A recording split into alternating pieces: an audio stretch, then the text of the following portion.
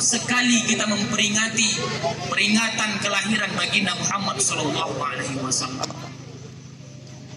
Ibu-ibu, ya ibu-ibu lebih-lebih nih ibu-ibu. Tahan ibu-ibu nih Pak, cobalah Bapak lihat nanti ibu-ibu. Tapi bukan ibu-ibu di sini. Ini perlu saya garis bawahi karena saya mau pulang lagi nanti. Bahaya ini.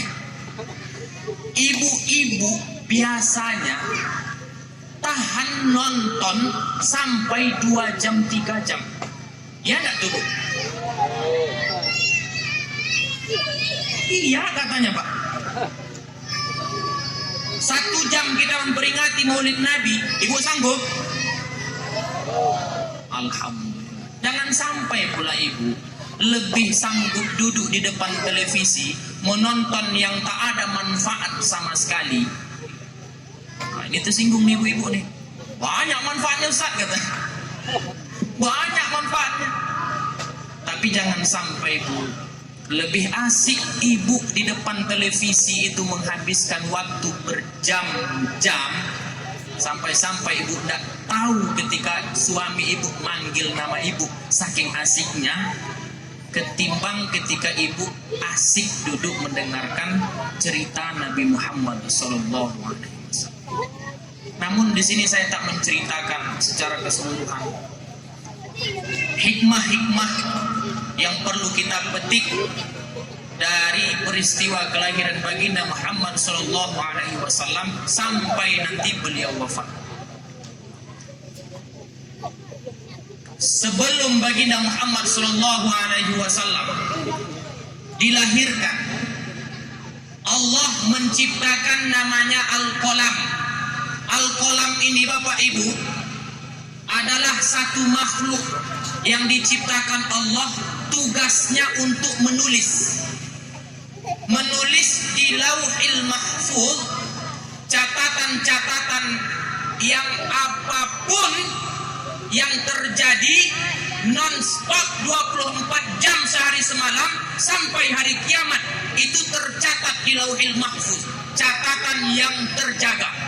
Siapa yang mencatat? Al-Qalam namanya. Al-Qalam ini kalau kita analogikan hari ini sekretaris, tukang tulis. Diperintahkan Allah Al-Qalam, "Hai Qalam, tulis La ilaha illallah." Jadi lembaran yang pertama itu di Lauhil Mahfuz yang akan kita terima nanti Pak, ketika kita nanti sebelum diadili di Faslul Qada, di pengadilannya Allah, kita akan melihat catatan kita itu bertuliskan La ilaha illallah.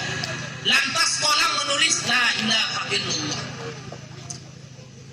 Setelah ditulis, diperintahkan Allah kembali, Qalam, tulis Muhammadur Rasulullah. Lantas Qalam heran Bu. Qalam nanya kepada Allah, "Ya Rabb, siapa itu Muhammad?" Karena belum ada sosok.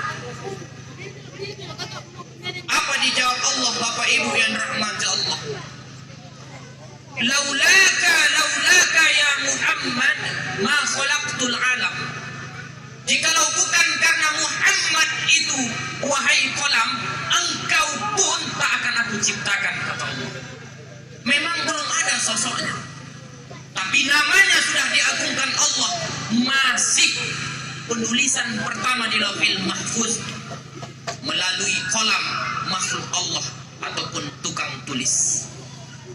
Mendengar jawaban itu Bapak Ibu yang rahmati Allah, sampai hari kiamat nanti tak pernah sedikit pun yang namanya Al-Qalam ini luput dari mengucapkan solawat dan kirim salam kepada Muhammad sallallahu alaihi wasallam.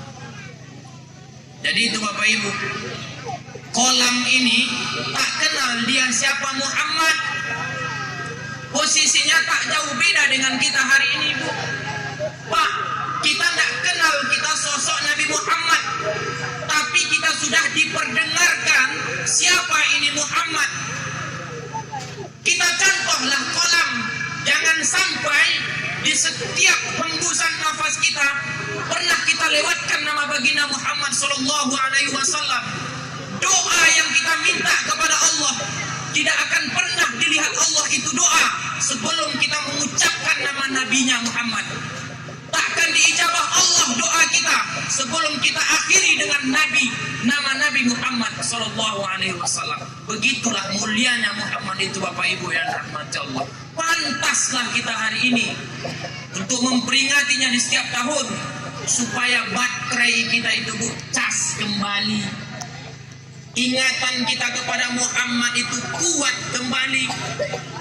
Minimal Pak Bu, mulai hari ini kita amalkan menjelang tidur berselawat 10 kali, bangun tidur selawat lagi 10 kali. Insya Allah apapun permasalahan kita Bapak Ibu yang dirahmati Allah, Allah kasih solusi.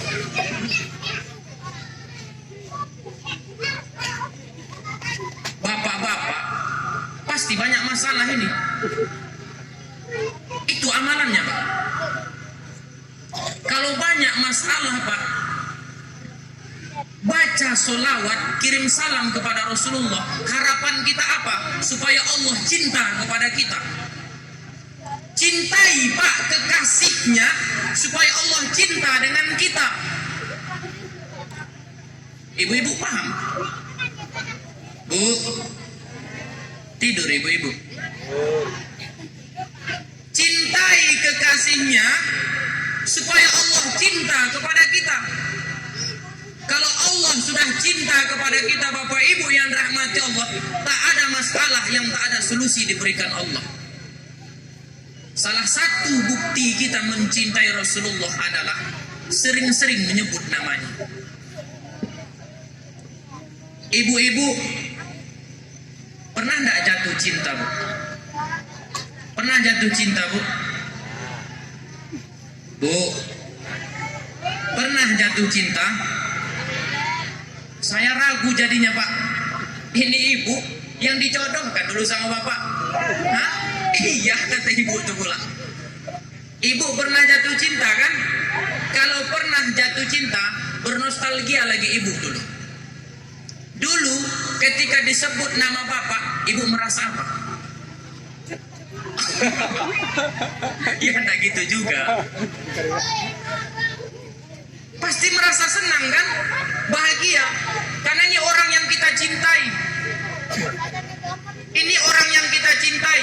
Ketika disebut namanya, sebelum kita dulu menikah, ada orang yang kita ingin nikahi. Suka kita dengan seseorang, cinta kita dengan seseorang. Ketika ada yang menyebut namanya, bergetar hati kita Bapak Ibu yang rahmati Allah. Senang rasanya.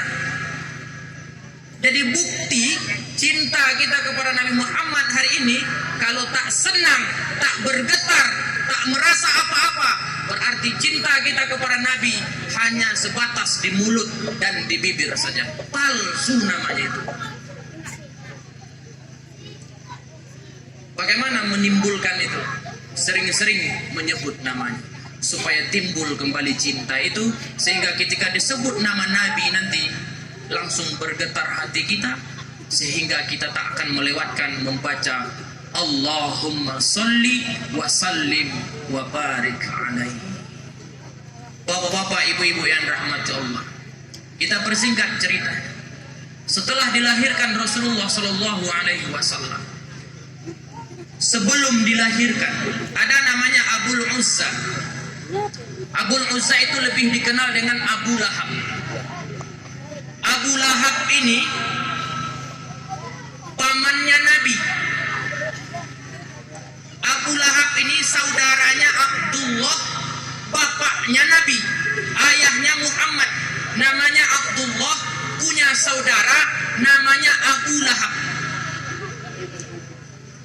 Abu Lahab ini Bapak Ibu yang dirahmati Allah lebih dikenal ketimbang Abul Uzza.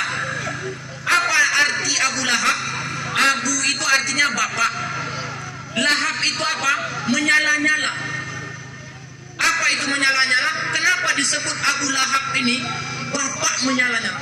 Karena Abu Lahab ini terkenal dengan kegantengannya.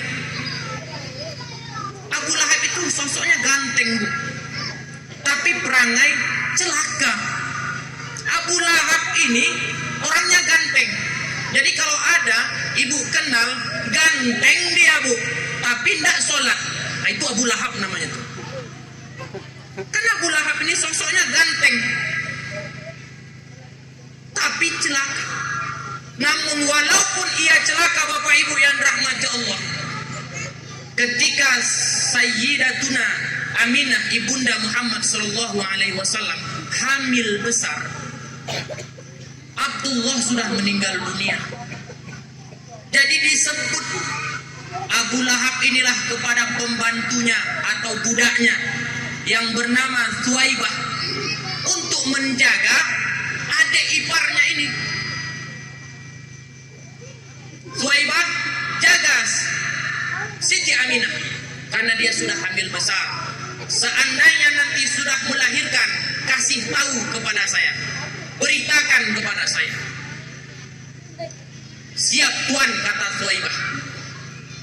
Singkat ceritanya Bapak Ibu yang rahmati Allah, lahirlah baginda Muhammad sallallahu alaihi wasallam. Larilah Thuwaibah ingin mengabarkan berita kelahiran keponakannya yaitu Muhammad. Wahai tuan, kepada Abu Lahab, sudah lahir keponakanmu. Apa jenis kelaminnya? Sebab seandainya itu perempuan akan dikubur Abu Lahab